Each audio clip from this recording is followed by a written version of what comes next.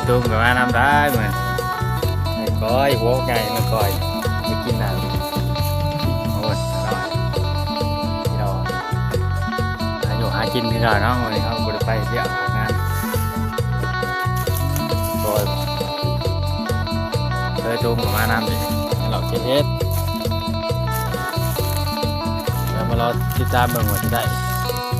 หน่อยเท่านั้นเนาะถ้าได้มากก็ต้องได้เนาะ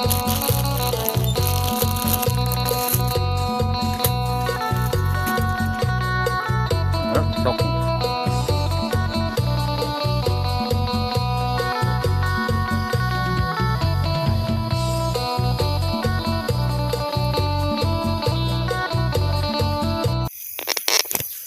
เนาะกำลังขุดแหน่เนาะ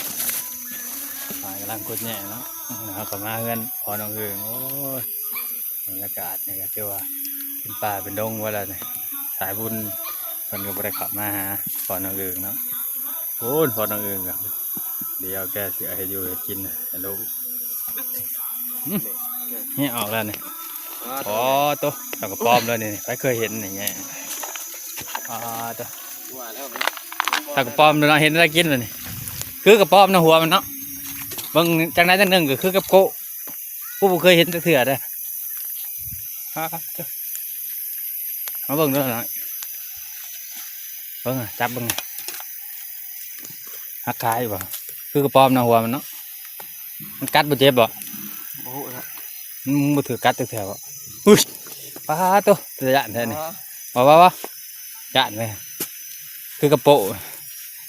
ใช้กระตุกเนี่ยมาดูเนี่ยใส่อันของเนี่ยมันก็กินจีหล่อไปแล้วเนาะตุกมาดู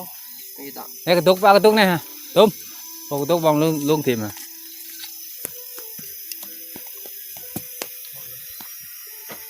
ตูบสายบุญเผยกันนั่นคือเก่าได้เขาอันน่ะบ่าวเตียงทองเนาะแล้วก็บ่าวบุญชลวัน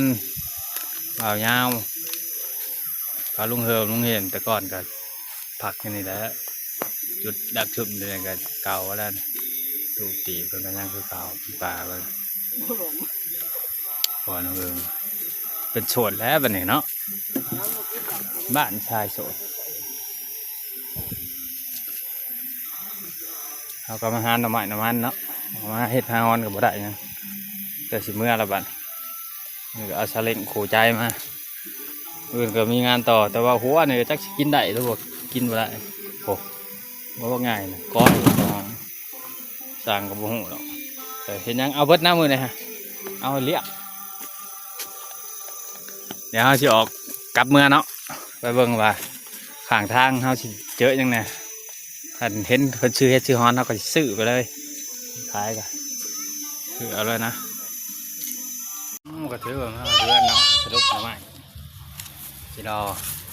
เคยกินบะเบิ้งสิแกะนี่ใช่ของใส่เห็ดเป็นมุนเห็ดเผิ่งเนาะยำกินเด้อ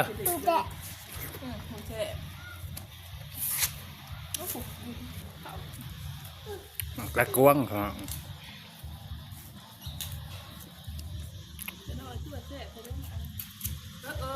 ทางไผ่บ่แล้วบ่แกงแล้วครับหน่อยบ่แฮบแกงกับกระตุ้นมาไม่ทำให้เราบ่เสร็จ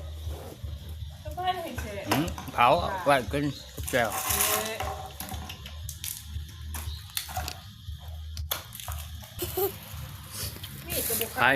ไปถอนไปถอนจีรอยไปจีรอยบ่สั่งอยู่ไปมันหนักได้เนาะทุกคนนั่นนี่งั้นเนี่ยพอดีโอ้ยังนี่เจ้าเทียนใส่ถุงไปหากินตั้งใจเนาะกินเนี่ยไปหานั่งกันหัวอีกเนาะเดี๋ยวไม่เดี๋ยวชื่ออะไรได้จีรอย